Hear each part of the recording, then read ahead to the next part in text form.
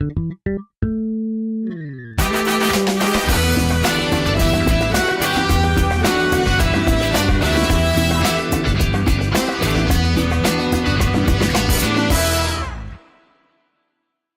안녕하십니까. 드디어 우리가 공개방송을 합니다. 여러분들 모두가 저한테 주문하셨고, 저도 사실 마지막 방송은 멋지게 이 공개방송 하리라고 마음을 먹었는데, 오늘 10회, 11회, 12회를 다 할 줄은 몰랐죠. 여러분들 대면하고 이거 하고 싶었습니다. 최강 변호사님, 그동안 고생하셨습니다. 안녕하세요. 감사합니다. 김남국 변호사님, 떨고 계신 김남국 변호사님. 네, 안녕하세요.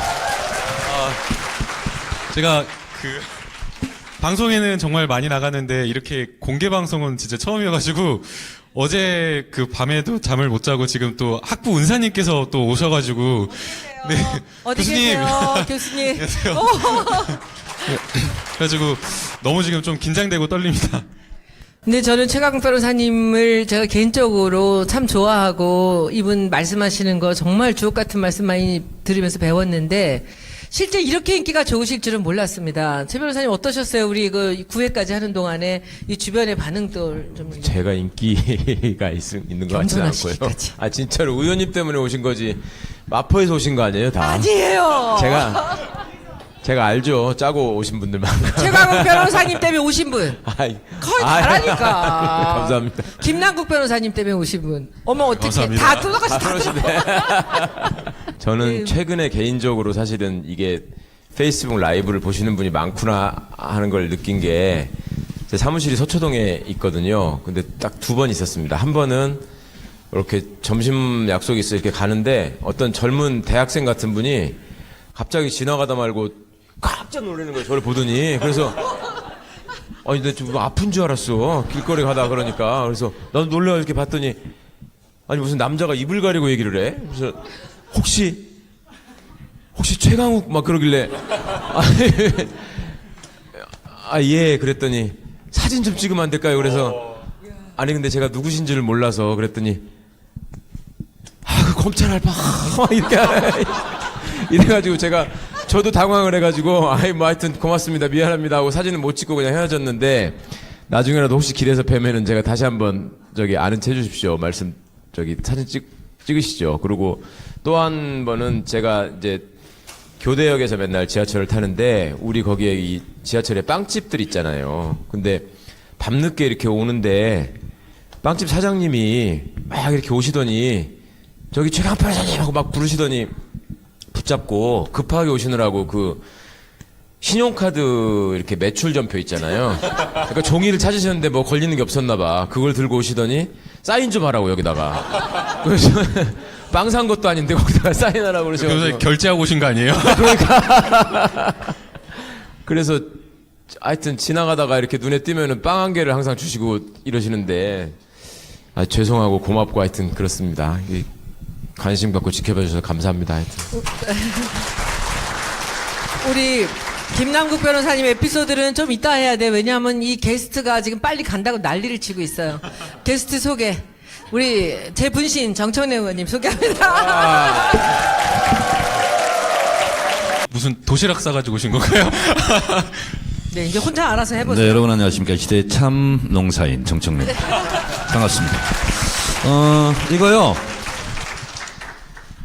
방금 밭에 가서 옥수수를 따서 쪄갖고 왔어요. 그래서 저 있을 때 저한테 가장 많은 박수 함성을 지른 분들 한 분씩 골라가지고 15분께 제가 지정하는 분 드리겠고요. 김남국 변호사한테 박수 치는 분들은 일단 제외합니다. 최강욱도 마찬가지고, 저하고 손혜원 의원에게만 여러 같은 함성과 박수를 주시면 옥수수를 나눠드립니다. 저분 이따 드리세요. 옥수수. 네.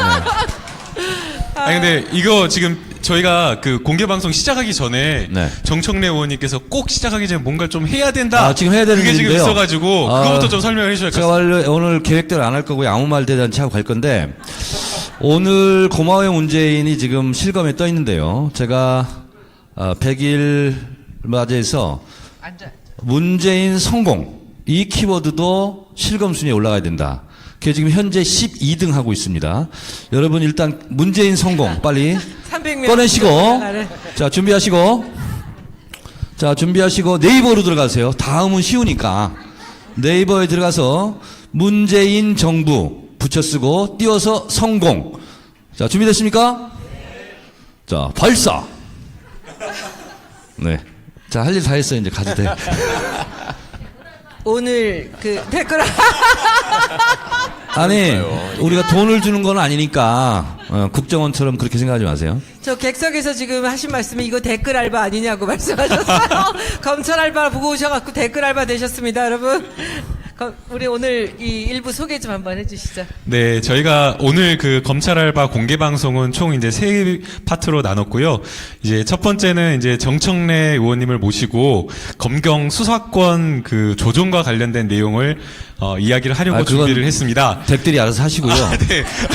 네, 저는 딴 얘기 안 그래서 한다니까. 그 대기실에서 열심히 설명을 드렸는데 의원님께서 재밌는 이야기만 하고 가시겠다 그러셔가지고 여러분 이런 거 시작하면 검찰 알바는 그건 안 하는데 원래 팟캐스트는 광고가 있어요 앞에.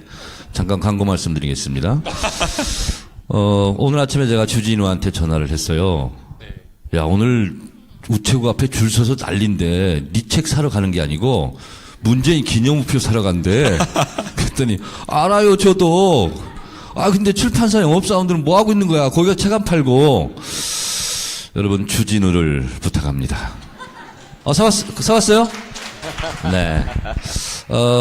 많이 사셨구나. 그거 가지고 안 되고 한 7권 사가지고 노끈으로 묶어서 베개로 벼구 자세요. 네, 일단 그런 용도를 일단 사용하시고 본인이 읽지 말고요. 본인이 산 책은 누굴 주시고 새로 구입하세요. 두 번째 건부터 읽어 주시기 바랍니다. 뭐야 이게 검색어 조작에 책장사에다가 인맥과시 하시는 거예요? 네, 하여튼 제 얘기는 이제 할 얘기는 다 했습니다. 뭐 잠깐 얘기하고 뭐요? 그 검경 얘기하기 싫어요? 그래도 아니, 또 의원님께서 말씀해 주셔야 될 게 좀 있어가지고 예, 대한민국의 여러 가지 문제 전문가로서 무엇이든 물어보세요. 이게 사실은 이제 저희가 검경 수사권에 대한 이야기를 많이 했어요. 그래서 네. 아마 지금 이 자리에 나와 계신 분들은 그 검경 수사권 조정위원회 위원으로 출석하셔서 검찰과 경찰을 위해서 아주 치열하게 토론을 하실 수 있는 정도의 수준을 갖추셨는데 네. 이제 궁금한 거는 문재인 정부에서 검경 수사권 조정과 관련된 로드맵 을 가지고 있는 것이냐, 어떤 로드맵을 가지고 어떻게 할 것인지를 사실 그 이야기가 조금 구체적으로 나오고 있지 않아서 의원님께서 자세한 좀 알고 얘기는 있는 제가 문재인 대통령하고 통화 이후에 여러분들한테 말씀을 드리겠고요. 보통 이제 경찰 그러면 우리가 뭐 견찰, 뭐 짭새 이렇게 부정적인 걸로 많이 나왔죠. 민중의 지팡이가 아니라 민중의 몽둥이다 그랬는데 지난번 촛불 집회 이후에 경찰이 좀 많이 달라졌죠. 근데 저는 안행이 간사를 해서가 아니라 검찰과 경찰 그냥 객관적으로 손을 들어주라면 항상 저는 경찰 손을 들어줬습니다.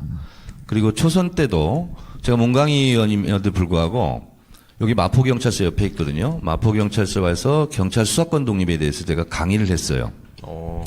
그랬더니 마포경찰서에서 서울청으로 보고를 해서 각 지역구 의원들에게 17대 때 경찰서에 초청을 해서 경찰 수사권 독립에서 강의를 부탁하고 다녔는데 강의의 핵심 요지는 1시간 반짜리를 제가 30초로 말씀드리면 그것은 경찰의 밥그릇 차원이 아니라 민주주의의 발전 과정상 경찰의 수사권은 독립돼야 된다. 민주주의는 독점에서 분점으로 위에서 아래로 중앙에서 지방으로 물 흐르듯이 내려가는 것이 민주화라면 독점은 무조건 잘못된 거다. 그래서 검찰이 갖고 있는 독점적 수사, 지휘권, 그리고 기소권, 영장 청구권 이런 것은 분점이 돼야 된다. 그것이 경찰로 가든 어떤 다른 기구로 가든 그러나 현재는 경찰이란 제도가 있기 때문에 그리고 일제시대 때 사실은 경찰에게 너무나 막강한 권한이 주어져서 경찰 세력을 좀 견제하는 차원에서 경찰을 좀 찌그러뜨리고 검찰이 그다음부터 상대적으로 힘을 많이 갖게 되는데 그것을 이제 다시 되돌려놔야 된다.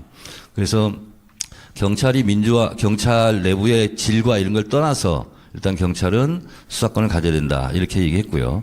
또 하나의 경찰한테 수사권을 주면 안 된다는 얘기가 뭐였냐면 검찰에 비해서 실력이 없다. 경찰.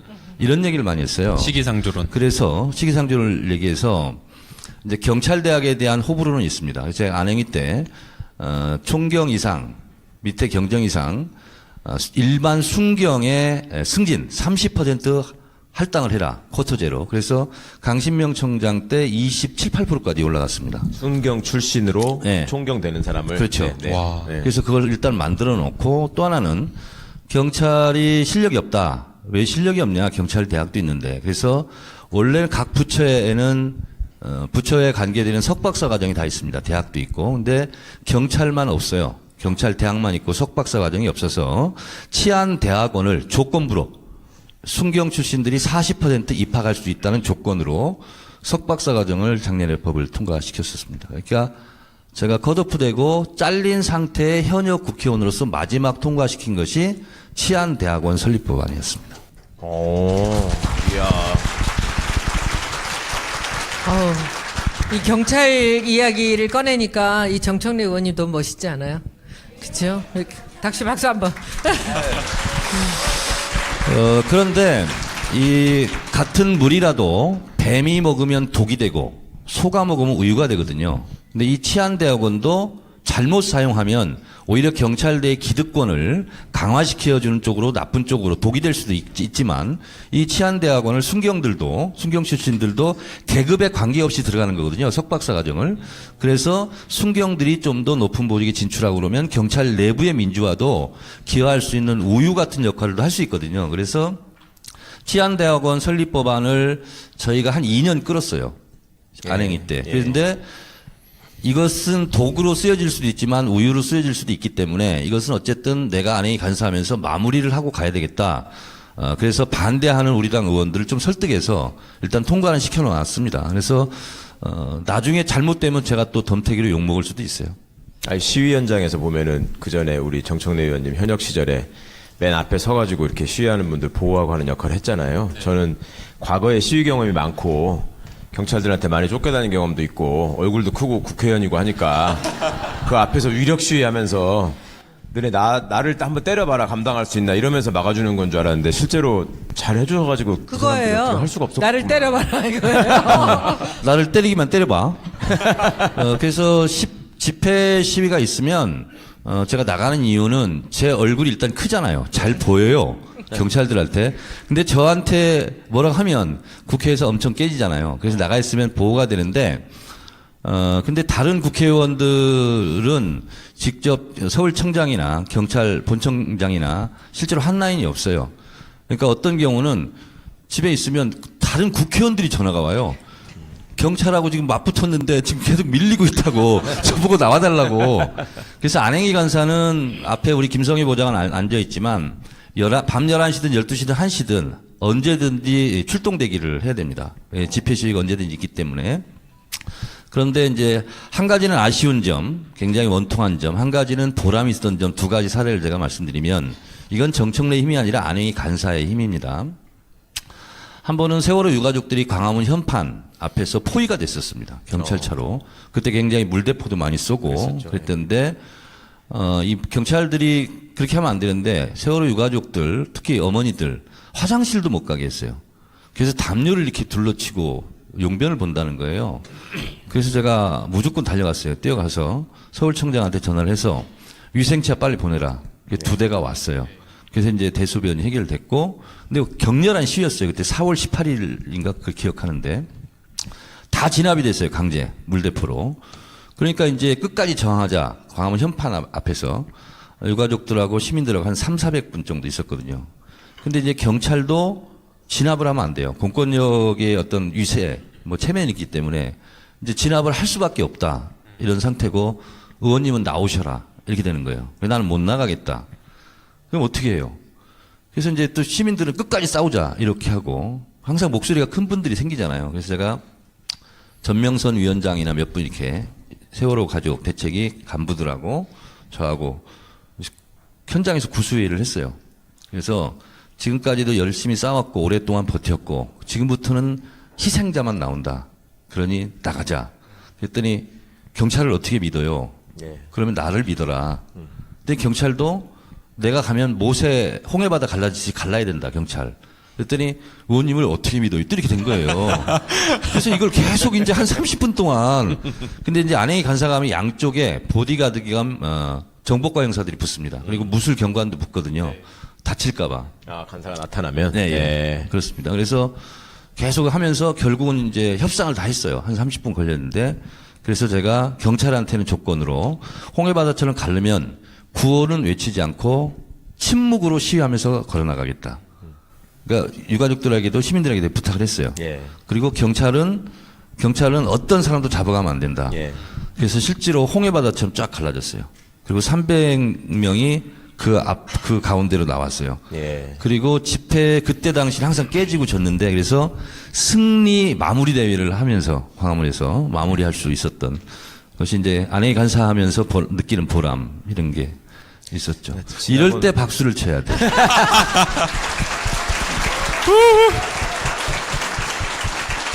근데 지나고 나서 들으니까 추억이 섞인 얘기가 되는데 참 나쁜 짓 많이 했어요, 진짜 경찰이. 아, 제가요? 경찰이.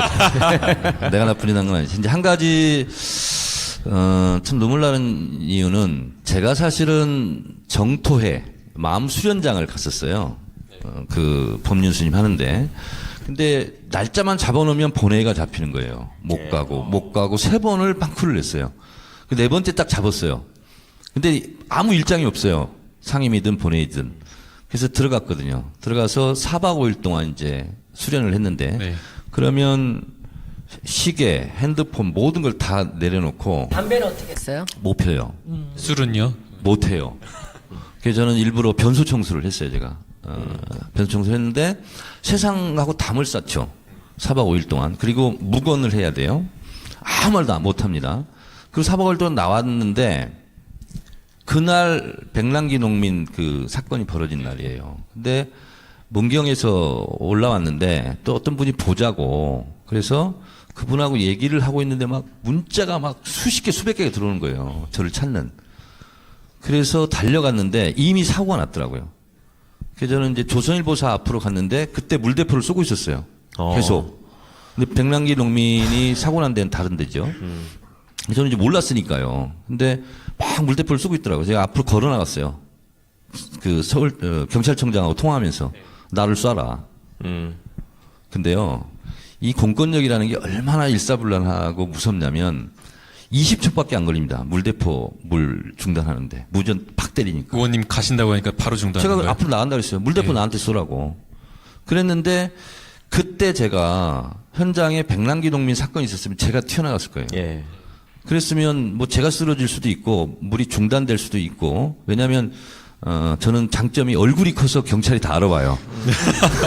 근데 그게 시간이 몇 시간 차이로 늦어져 가지고 그 집회 현장에 제가 없어서 그런 사고가 난 건 아닌가 하는 약간의 과대망상성, 약간 좀 청렴 결백성 그런 자괴감을 느끼고 자책도 많이 한 적이 있습니다. 네. 안행이 간사가 잘해야 돼요. 사실 그 정청래 의원님께서는 이제 그 경찰의 수사권을 좀 나눠주는 게 그게 민주화다라고 말씀하시면서 그게 이제 뭐 민주화의 뭐 본질이다 그렇게 말씀을 해주셨는데 사실은 국민들 입장에서 보게 되면 지금 경찰 믿을 수 있나? 뭐 백남기 논문 사건도 그렇고 지금 뭐 이철성 경찰청장이 바뀌겠다, 경찰이 변화하겠다라고 말은 하고 있지만 얼마 전에 뭐 경찰 지휘부 간의 SNS 사건도 있었고요. 그래서 과연 믿을 수 있나 이런 생각이 들거든요. 그래서 이 질문은 네, 제가 근데 내용을 떠나서 이렇게 말을 잘해? 아니 말을 잘하는 게 아니라 변호사라 그런가? 아닙니다. 제가 이 질문은 그 제가 진행할 때 참 어려움이 많은데요. 이게 그 질문을 이렇게 준비를 해오는데 또 이게 패널은 아니지만 이제 의원님께서나 이렇게 게스트분들은 또 준비해 오시는 게 있어가지고 길게 하셔서 이 질문은 제가 최강욱 변호사님께 먼저 질문을 드려야겠습니다. 말을 짧게 하세요. 아니, 바쁘다고 지금 10분만 하고 가신다고 그랬는데 자기 할 얘기가 많아가지고. 아니, 정치인 말을 믿어요? 이상한 사람이네. 정치인 말을 믿고 그래. 그러니까 그 수사권이 경찰로 가야 한다. 경찰이 수사권을 실제로 행사하고 있는 거를 법적으로도 인정해줘야 한다라고 하는 거는 의원님 말씀처럼 당연한 일이고요. 근데 그 전제가 되는 것이 간단히 말씀드리자면 국회의원이 나타나면 물대포를 중단하고 농민이 있으면 물대포를 조준사격하는 이 버르장머리를 고치지 않으면 그 버르장머리를 확실하게 고쳐놓겠다는 전제가 있지 않으면 절대로 그런 일은 있으면 안 되죠. 제가 지금 경찰개혁위원회 위원으로 참여를 하고 근데 있는데 국회의원이 모든 집회 현장에 다 가 있으면 되잖아. 일단. 그렇지만 하여튼 그 전에 경찰이 보여줬던 여러 가지 나쁜 모습들, 그것이 이제 수사권과 관련해서만 반드시 벌어진 게 아니고 사실은 그 외에 훨씬 더 나쁜 짓을 많이 했었습니다. 그러니까 그런 부분들을 고치기 위해서 이 정부가 나름의 계획을 가지고 있었고 또 그런 부분에 대해서 확실하게 의지를 표명했고 그런 차원에서 지금 개혁위원회가 움직이고 있기 때문에 하여튼 시민들을 우습게 알지 않는, 시민들을 진짜 자기들의 주인으로 아는 경찰이 되도록 만들어 놓고 그 다음에 검찰보다 훨씬 수사를 잘 할 수 있고 억울한 사람을 만들지 않겠다라는 거를 능력으로 보여줘라. 이렇게 가는 것이 지금 경찰개혁의 방향입니다. 근데 오늘 제가 이 새삼스럽게 한 말씀 또 드린다면 지금 백남기 노인이 쓰러지시고 나서 2주 뒤에 우리가 다시 광화문에 모인다라고 이제 우리 국회의원들이 아니고요. 그 모임을 갖는다. 노총이었죠? 뭐, 그 한국노총인가 민주노총인가. 근데 모인다고 했을 때 이제 그때 저는 국회의원 되기 전입니다. 그때 그 정청래 의원이랑 이제 이동영 작가랑 하는 진짜가 나타났다 해서 예. 제가 난리를 쳤거든요. 그랬었죠. 예. 밤새도록 사람들이 그렇게 울부짖으며 국회의원들 어딨냐고 찾는데 당신들은 어딨냐고. 그랬더니 뭐 국회의원들이 다 나갈 수도 없고 뭐 정 의원님은 나는 맨날 나갔다라고 이렇게 얘기를 하시고 그래서 그럼 한 30명이 나가서 폴리스 라인을 막으면은 물 대표 못 쏘지 않겠느냐. 그래서 실제로 그때 문재인 대표한테 얘기를 해서 나가기로 한 거예요. 제가 그때 그분의 카리스마를 본 거예요. 이렇게 해야 되지 않겠습니까? 그랬더니 눈을 멀뚱멀뚱 뜨시더니 갑시다! 그러시더라고요. 그 눈을 멀뚱멀뚱은 아니고요. 껌뻑껌뻑으로. 저를 이렇게 보시더니 갑시다! 딱 하더니 그때 비서실장한테 이 정청래 의원한테 얘기해서 그 경찰청장한테 얘기하라고 그러고 이제 다른 분한테 또 딴 거 지시를 하시더라고요. 그러고선 12월 5일 날 저는 난생 처음으로 나간 거예요. 시위를. 근데 그때 사실 국회의원들 안 나올 줄 알았거든요. 근데 나중에 결론은 54명이 나왔습니다.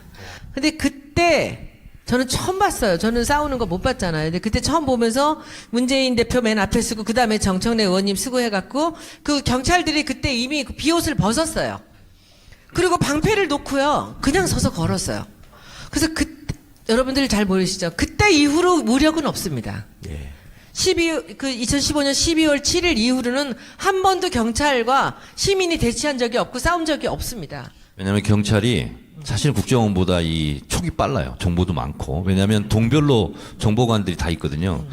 문재인 대통령이 대통령 될 건데 그 문재인 차기 대통령이 나와 있는데 그 잘 해야죠. 정청래 컷오프 될 건데 뭐하라고. 다 알았으면. 지금 나한테 디스하는 거야? 아니 정보가 빠르다며. 네. 아니 근데 그 정보는 경찰도 제가 몰랐대요. 뭐하지? 그래서 손혜원까지 이렇게 끌려와가지고. 자, 근데 그래서 그때 저는 굉장히 그게 인상적이었는데 지금 가만히 보면 그 뒤로 한 번도 무력 시위도 없었고 무력 제압도 없었습니다. 근데 그게 그 12월 5일 날 그 문재인 대표가 그때 결단을 내렸을 때 그때가 굉장히 중요했고 그 다음에 그 관훈 토론에서 문재인 대표께서 나가서 그때 얘기하실 때 기자가 하나 좌장이 잘못했다가 이 문재인 대표가 막 화를 내면서 알지 못하면서 그런 얘기 하지 마라. 그날 무슨 일이 있었는지 당신이 아느냐 하면서 그 12월 5일 사건에 대해서 굉장히 아주 명확하게 설명을 하면서 그날 우리가 어떻게 했다 이런 얘기가 나왔습니다. 근데 저는 경찰 얘기할 때 아는 게 하나도 없기 때문에 못하는데 정청래 전 의원한테 경찰들이 얼마나 다소곳한지를 봤고 그 뒤로 제가 국회의원 된 다음에 다시 경찰의 다소곳한 모습을 또 봤어요. 경찰이 처음에 와가지고 아줌마 누구시냐고 했다가 그거는 국회의원 된 다음인데 서명할 때 국회의원 된 다음에 된 다음에 광화문에서 서명한 데서 이제 막 아글아글 쓰고 내가 싸우다가 해가지고 경찰이 막아버리니까 그때 서명하지 내가 않았어요. 막는데 나를 막 잡아 끌었어요. 이쪽에 이제 박사모가 나왔고 그래서 내가 그때 어떤 생각이 있냐면 그래 나도 여기서 한번 맞아보자 생각이 들더라고. 근데 맞는다고 생각하면 국회의원들이요. 하나도 안 무서워. 그죠? 인지도와 존재감을 테스트하려면 집회 현장에 나가보면 압니다. 제가 나가잖아요. 경찰이 다 비켜요. 근데 김광진 저런 의원들이 나오잖아요. 막아요. 누구냐고. 그래서 실제로 국회의원들이 집회 현장 가면은요, 굉장히 소외감을 많이 느끼고요. 그런데 손혜원 의원은 지금 가면 알아볼 거예요. 지금 알아보겠지. 고생했어요. 네. 근데 그때 하여튼 여기서 나를 때려라. 내가 여기서 한번 쓰러져 보자. 나를 밟고 한번 지나가봐라. 때릴 데가 어딨어, 거기. 그래서 악을 썼더니 그때 어떤 사람이 하나 알아보고 그 다음부터 몇 명이 따라오면서 죄송하다고 이러더라고요. 못 알아본 거예요. 근데 제가 아까 하여튼 드리는 말씀, 이 정청래 의원 뒤로 정말 빨리 경찰이 질문해 순한 주세요. 양같이 된 경우가 누구게요? 표창원. 표창원 의원이 제가 뒤에서 김광진 의원 김광진 의원 좀 잠자코 앉아 계세요. 너무 자기가 잘한 것만 말씀하세요. 정청래 비 오는 날 청와대 앞에서 천막 치다가 경찰이 맞으신 적 이거 답변을 해주셔야 될 것 같은데요. 야, 이거 몇 년도. 김광진, 저 퇴장.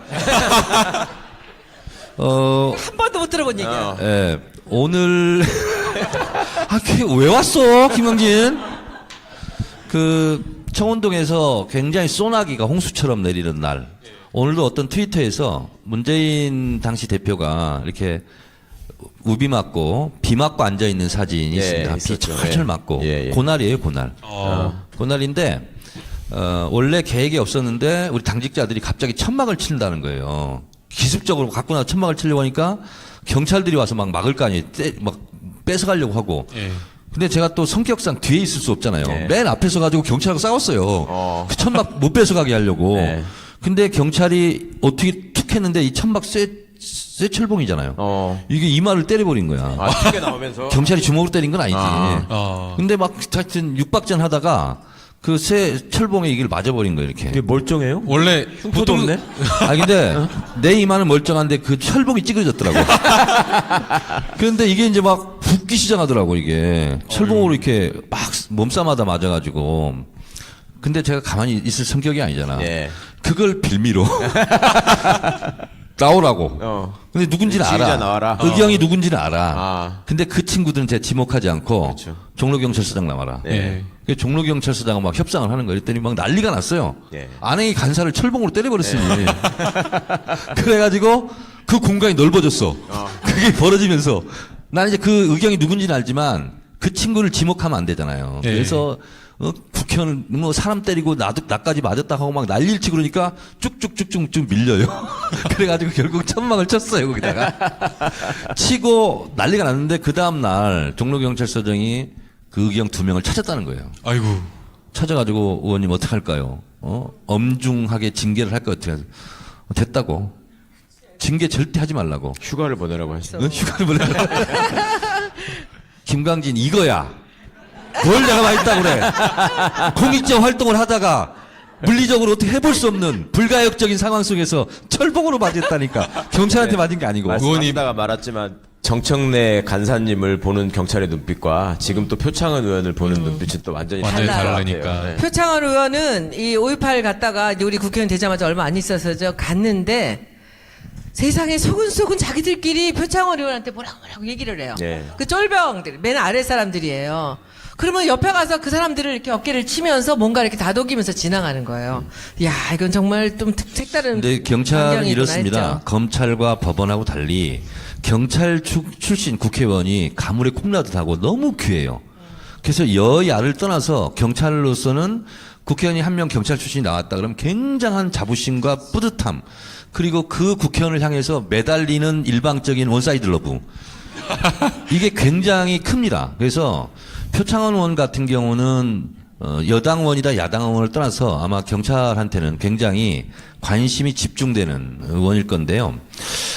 검찰과 법원을 대변하는 국회의원들은 많아요. 특히 법사위에서는 다 그렇습니다. 그래서 제가 그때는 안행위가 아니라 정보위 간사할 때 너무 안 됐어요, 경찰이. 그래서 정보과 형사들 그럼 여러분들은 느낌이 안 줄 테지만 좋은 일도 많이 합니다. 그래서 정보과 형사 활동비를 5만 원, 2년 연속해서 10만 원을 제가 올려줬어요. 그래서 전국적으로 한 3,000명 정도 되거든요. 경찰, 정보과 형사들이. 왜냐하면 그전에는 깎이거나 동결되거나 막 그랬어요. 근데 그런 거 있으면 힘없는 경찰한테만 그래요. 근데 국정원 정보비라든가 아니면 무슨 검찰 정보비 절대로 안 깎이거든. 그렇죠. 근데 정부 국정원 예산도 계속 3%씩 계속 인상이 되거든요. 인상이 되는데 경찰은 똑같아. 그러니까 항상 이렇게 뭐 이상한 취급받아요. 그래서 제가 경찰 그걸 올려주자 했더니 반대할 수 있잖아요. 예. 새누리당에서. 근데 그때 경찰 출신 윤재욱 의원이라고 있어요. 너무 고마워하는 거예요. 제가 올리자고 먼저 하니까. 자기는 먼저 그 얘기 안 하고. 안 했지. 예. 그러니까. 근데 수혜는 많이 받았을 거야, 그분이. 어쨌든 그래서 그분도 너무 고맙다고. 근데 우리가 일상적으로 접하는 것은 경찰을 많이 접하지 검사는 많이 안 접하잖아요. 그럼요. 예. 그러다 보니까 나쁜 짓 하는 것은 검찰은 안 보이고 경찰은 너무 눈에 띄게 잘 보이고 그렇죠. 또 조직원이 10만 명 이상 되다 보니까 행정부처 중에서 가장 많습니다. 국방부 빼고. 그러니까 잘못하는 것이 양적으로는 많아요. 근데 비율로 따져보면 그렇지도 않아요. 예. 그래서 우리가 늘상 접하는 게 경찰이니까 기분 나쁘고 뭐 안 좋고 하는 것이 만약에 우리가 검찰을 일상적으로 대한다면 경찰보다 더 안 좋은 감정을 더 많이 가질 수도 있죠. 그렇죠. 그건 사실이시죠. 제가 너무 정확한 얘기를 하니까 인정하지 않을 수 없죠. 너무너무 멋진 말씀입니다. 사실은 경찰의 캐릭터로 시민들 일반으로 이 사람이 경찰이다라고 기억하시는 분이 조현오. 그죠? 우리 김용민 선생 덕분에 조현오 하나 유명하고. 안녕하십니까. 경찰청장 조현호입니다. 그 다음에 이제 용산 참사 때문에 김석기 씨 정도 기억하시잖아요. 그런데 그분들하고 그 한 10명 모아놔도 검찰이 우병우 하나 딱 내세우면 다 제압하잖아. 그죠? 그 비호감 캐릭터로만 놓고 보더라도 그러니까 그동안에 소위 그 권력자라고 껐덕거리고 다니던 것이 이제 몸에 배 있기 때문에 사실은 그런 모습들이 있는데 어쨌거나 다시 말씀드리고 싶은 거는 경찰이 주인이 누군지를 똑바로 알게 해줘야 되고 여러분들이 그걸 잊지 마셔야 됩니다. 저기 경찰 정보과 형사 하나 와 있는데. 정말요? 아, 얼굴이 비슷하게 생긴 사람이구나. 아, 이런 건 와서 보고 정보 보고를 해야 되거든. 예. 마포경찰서 정보과 지금 뭐 하고 있는 거예요, 지금? 그래야지 어디 가서 그 정상적으로 서명을 받고 있는 자리에 가가지고 아줌마 누구냐고 시비를 걸다가 국회의원이라는 걸 알고 나면은 3명이 따라붙어가지고 죄송합니다라고 하는 일이 없어집니다.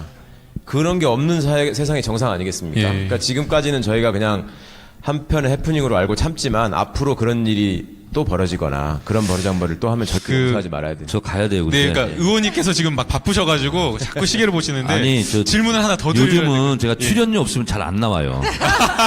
근데 오늘 손혜원 의원이 한다고 그래가지고 내가 지금 무료 출연료로 나온 거야. 예. 의원님 그 질문 하나만 딱 더 드려도 될까요? 2개 하세요. 아, 2개, 네. 그 사실 이게 그 검찰과 경찰의 수사권 조정이 이루어진다고 하면 검찰이 정말 앉아서 당하겠느냐. 검찰도 굉장한 여러 가지 논리를 지금 구상을 하고 있을 것으로 생각이 되거든요. 그래서 이제 검찰에서도 지금 분위기상 수사권을 경찰에 줘야 된다라고 생각을 한다면 아예 차라리 공수처 설치를 반대하는 척 하면서 양보를 하면서 수사권을 지켜내는 그런 전략을 취하지 않겠느냐. 또 그런 이야기도 있거든요. 그것은 네. 손혜원 의원 등 현역 국회의원들이 알아서 하시고요. 사회 분위기가 굉장히 중요하지 않습니까? 예. 얼마 전에 경찰이 예전 같으면 상상할 수도 없어요. 삼성 막 압수수색 하잖아요. 이건희 씨 집을 그러면 맞아. 이게 있을 수 없는 일이에요. 그리고 경찰이 또 어디 검찰 뭐 수사한다고 막 그러더라고요. 그래서 이게 문재인 정부에서 경찰에게 힘을 실어주고 그렇게 하다 보면은요. 경찰이 훨씬 더 정보력이 많다니까요. 검사들 비리 이런 거 더 많이 알 수 있어요. 위세에 눌려서 못했을 뿐이지.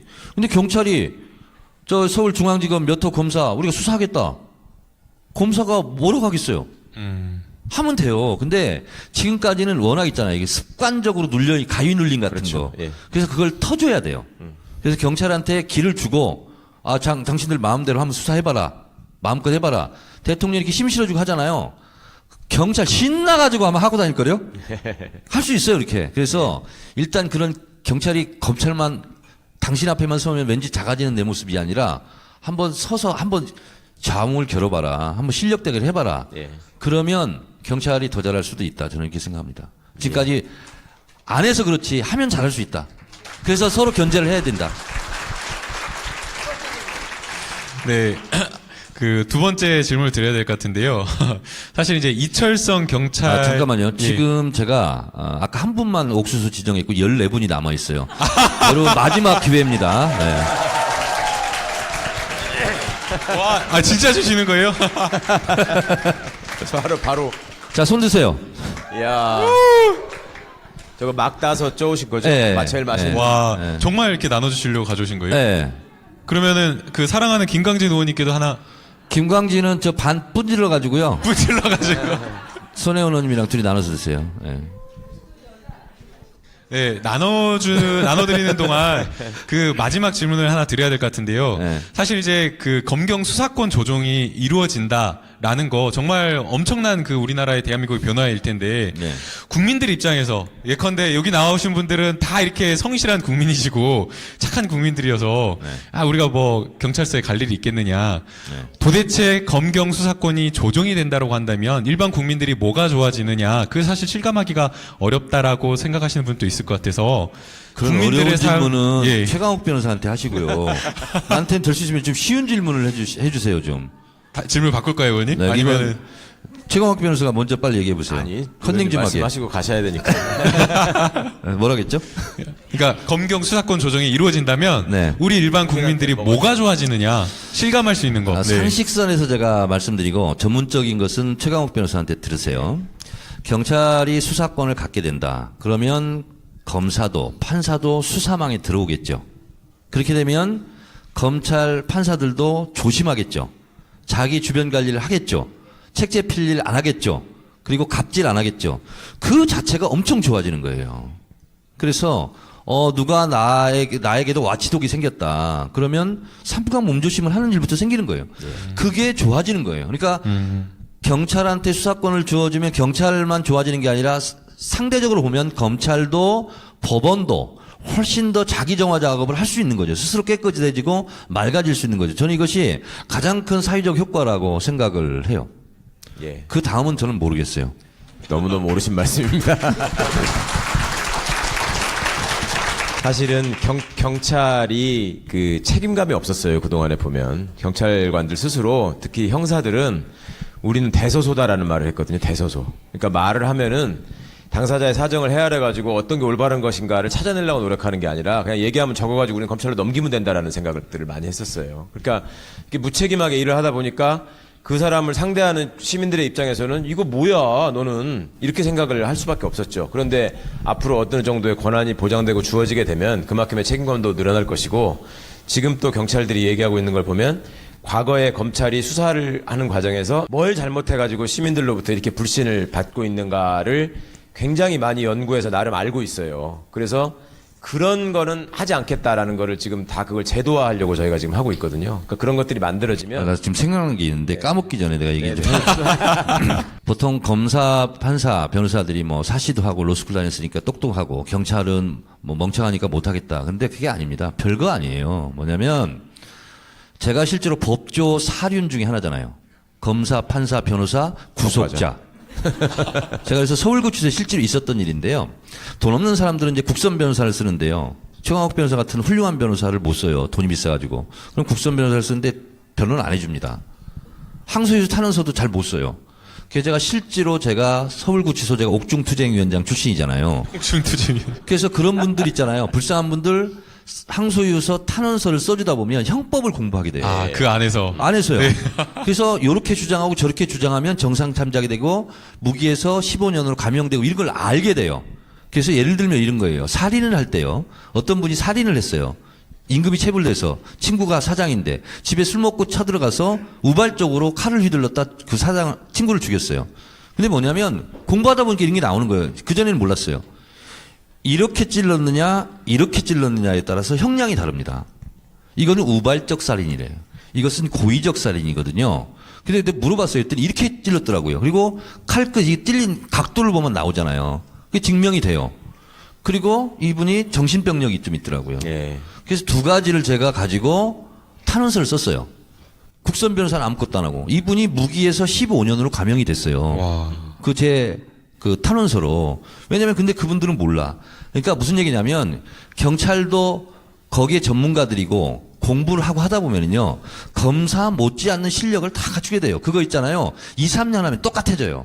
예. 이 주장에 대해서 어떻게 생각합니까? 아, 맞는 말씀입니다. 너무 오른발만 하니까 고개를 끄덕일 수밖에 없어.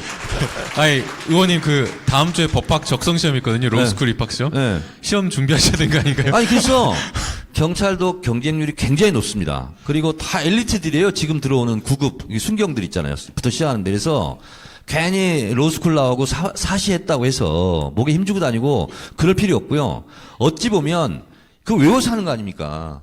응용력과 창의력이 부족해요. 그래서 계속 공부하지 않는 검사들은요, 그냥 법전 딸딸 외워가지고 그냥 그 실력 그대로 정체돼 있는 거예요. 최강욱 변호사처럼 이렇게 검찰 알아야 바꾼다 나오려면 얼마나 공부를 열심히 하겠어요. 이런 변호사들도요, 머리 좋은 변호사들도 계속 공부해야 되거든. 일신 울신 하지 않으면 머리도 빠지고 안 좋아. 그래서 이렇게 공부하는 변호사니까 이렇게 실력이 있는 거죠. 그 40 패스할 때 그 실력대로 공부하지 않으면 똑같아요. 김남국 변호사는 공부를 좀 게을리하는 것 같아. 저는 연애도 안 하고 도서관에서 삽니다. 아, 그래? 네. 너무 공부하면 알았던 것도 까먹게 돼요. 좀 정상적인 생활을 하세요. 네. 그래서, 검 판사들, 일선 경찰들 무시하지 마라. 이런 얘기고, 또 일선 경찰 그들은 제발 국민들 무시하지 마라. 국민이 대장이다.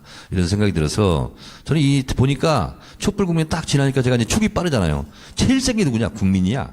그래서 제가 국민 백을 믿고 국민 편에 줄 서기로 했어. 그래서 제가 명함도 대한민국 국민 정청래 이렇게 명함을 파고 다녀요, 실제로. 아니, 왜냐면 국민이 제일 세더라고. 그래서 저는, 이거 국민한테 줄 서기로 했어요. 저 양쪽 분들도 다 국민한테 줄 서시고. 예. 검찰 알아봤건다도 똑바로 잘 하시고. 참 얼마 만에 이 국민 백이 제일 크다는 거를 정치인들이 그러게요. 알게 된 네. 겁니까? 그렇죠? 네. 참 삼선 만에 이제 이 재선 끝나니까 알겠죠. 그렇죠? 아니, 그러니까, 인생이라는 그래요. 뭔가 좀 알만하면 그냥 죽는데요. 네. 그러니까 평생 학습을 해야 되죠. 네. 여러분, 제가요, 죄송한데, 왜냐면 손혜원 의원 또 이렇게 또 사랑하는 우리 후배, 최강욱 변호사, 그리고 새카만 조카뻘인 우리 김남국 변호사랑 이렇게 같이 좀 있으면 되는데, 임종인 전 의원이라고 굉장히 훌륭했던 의원이 있습니다. 그분이 네팔 카트만두 대학에서 영어를 공부해 가면서 손혜원 의원님이랑 동갑이거든요. 그런데 영어를 잘 못했는데 영어를 배워가면서 1년 동안 영어로 카트만두 대학교에서 한국의 민주주의와 헌법에 대해서 강의를 하고 왔대요. 어떻게 했는가 모르겠어요. 제가 그 형님 잘 공부가 아는데. 아니고 강의를. 네, 강의를. 강의를 했다는데. 영어를 스스로 매일 배워서. 그게 너무 놀랍잖아요. 그래서 그분이 오셔서 1년 만에 지금 약속이 돼 있었어요. 한 달 전에. 그래서 제가 또 정치인은 약속을 잘 지켜야 되잖아. 예. 그래서 그 가야 사실 돼. 의원님 일찍 가시는 게 아니라 40분 배정돼 있었는데 10분 더 하시고 가시는 거거든요. 그래요? 기왕에 이렇게 된 거 10분만 더 할까 그러면? 근데 김광진은 왜 불렀어요? 그 아, 의원님 이제 지금 2부. 조심하셔야 되는 게 이 아. 다음 순서는 김광진 의원 코너라서 어떤 이야기 들으실지 몰라요. 아니, 지금. 왜냐면, 예. 김광진은 참 저 친구 안 됐어요. 제가 컷오프 돼서 저만 피해를 본 게 아니라, 제가 컷오프 되는 바람에 저 친구도 피해를 봤어요. 왜냐면, 제가 컷오프 안 됐으면 김광진을 국회의원을 만들었을 거거든. 괜히 유탄 맞아가지고. 근데, 저의 힘을 알고 있기 때문에 저에 대해서 나쁜 소리는 못 할 거예요. 그리고 여기 다 지금 적고 있거든. 청래당들도 많거든. 그래서 김광진이 이상한 얘기하면 다 적어서 실시간으로 카톡으로 보내게 돼 있습니다. 두려우신가 봅니다. 네, 그럼 의원님 뭐 짧게 뭐 마지막 인사 말씀이. 여러분 반갑습니다. 광고 말씀 또 하나 드리겠습니다. 청래당이 8,800명이 됐는데요. 1,200명밖에 이제 룸이 없습니다. 주진우 기자의 이명박 추격기, 이 제목은 제가 지었어요. 제 책을 만들었던 출판사에서 했고, 이 검찰 알바도 그 출판사에서 할 겁니다. 푸른숲. 그래서 어제 주진우 기자랑 만나서, 주진우 정청래 콜라보로, 주진우 토크 콘서트를 하기로 했어요. 근데 청래당만 입장을 시키기로. 그래서 청래당 번개팅으로, 아. 그래서 어디 벙커든 어디 자리 잡아서 조만간 하게 될 겁니다. 한 2주 정도 안에. 그 자리에 오실 때는 당원 가입증을 이마에 붙이고, 청래당 가입증을 이마에 붙이고 오시기 바랍니다. 그때 뵙겠습니다. 고맙습니다. 감사합니다.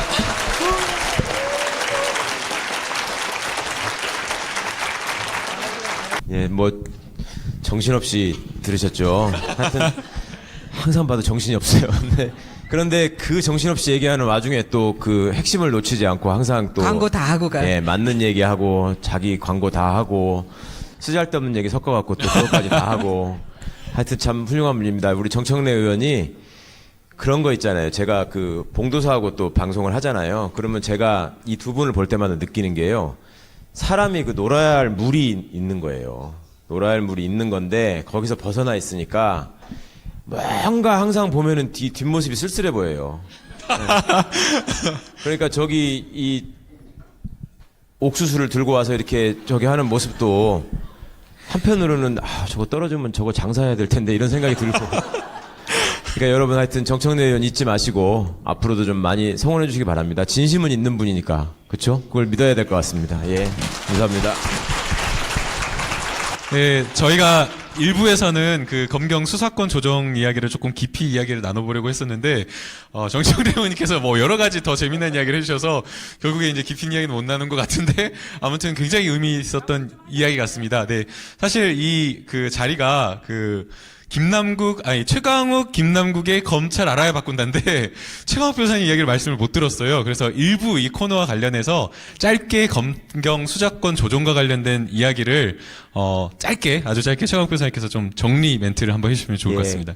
경찰이 수사권을 제대로 행사하려면 첫 번째는 가장 중요한 게 인권의식이 있어야 됩니다. 인권의식이라고 하는 거는 민주경찰의 기본입니다. 기본. 그러니까 과거의 경찰은 시민을 집회 시위 현장에서 만나는 시민들을 적으로 알았고, 그다음에 자기들이 진압해야 될 대상으로 알았단 말입니다. 그러니까 스스럼 없이 몽둥이를 휘두르죠. 물대포를 쏘고. 그러니까 이런 버르장머리를 고쳐놔야 되는 거죠. 그거는 버르장머리를 고치는 방법은 그냥 간단합니다. 니네 주인이 누군지를 알아라. 니네 주인이 그 지금까지 최순실의 조종을 받는 박근혜라고 알았기 때문에 시민을 상대로 물대포를 쏜 거거든요. 그러니까 당신들의 주인은 국민이다. 그리고 어디 가서 아직 앞으로 주인을 잃어버리면, 주인을 잃어버린 존재가 되면 너네는 용서하지 않는다. 이런 것이 확실히 박히도록 우리 시민들이 관심을 잃지 말아야 되고요. 그 다음에 두 번째는 경찰이 수사권이 지금 검찰에 의해서 어떻게 보면 반편처럼 돼 있지만 그래도 우리가 경찰을 권력기관이라고 다 생각하지 않습니까? 그 이유는 뭐가 있냐면 아까 우리 정 의원님 말씀한 것처럼 정보력이 경찰이 굉장히 막강하고요. 그러니까 경찰 내부에서는요. 그 군대에 무슨 병과가 있어가지고 보병, 포병, 무슨 공병 이런 게 있는 것처럼 군대도 자기 전문 분야가 있거든요. 그 중에 수사를 하는 사람들이 경찰에서 힘 있는 사람들이 아니에요. 그러니까 우리는 수사를 하는 사람들이 경찰의 핵심일 것이고 그 사람들이 제 조직 안에서 힘이 있을 것이라고 오해하는데 경찰에서 제일 힘이 있는 분야는 정보입니다. 정보. 그 다음이 뭔지 아십니까? 뭘 것 같아요? 그 다음은 경비라고 부르는 시위 진압 경찰들. 그다음에 세 번째가 보안경찰이라고 해가지고 옛날에 대공경찰이라고 했던 이근환 같은 사람들이 있는데 그 다음에 수사예요. 그러니까 이 수사 하나만 지금 바꾼다고 그래서 해결되는 게 아니고 나머지 어떻게 보면 이 세 분야에 있는 사람들이 경찰의 적폐라면 적폐를 훨씬 더 쌓았던 사람들이거든요. 이거를 지금 고쳐내는 일을 해야 됩니다. 그 다음에 경찰이 지금 중앙에 너무 집중돼 있고 경찰청장이 완전히 권력의 하수인이 돼가지고 제가 검찰이 권력의 개라면 경찰은 개만도 못한 존재라고 얘기를 했는데 그렇게 돼버렸잖아요. 그래서 지금 경찰을 자치경찰로 바꾸는 문제도 함께 논의가 되고 있습니다. 그래서 지역계, 지역민들을 위한 치안 서비스를 제공하는 제대로 된 경찰의 모습으로 경찰이 앞으로 바뀌어 나가야 됩니다. 근데 그 바뀌어 나가는 과정에서 틀림없이 또 발목을 잡는 사람들이 있을 거거든요. 그런 사람들을 눈여겨보셨다가 선거 때 반드시 심판을 해주시기 바랍니다. 예, 그 부탁을 좀 드리겠습니다.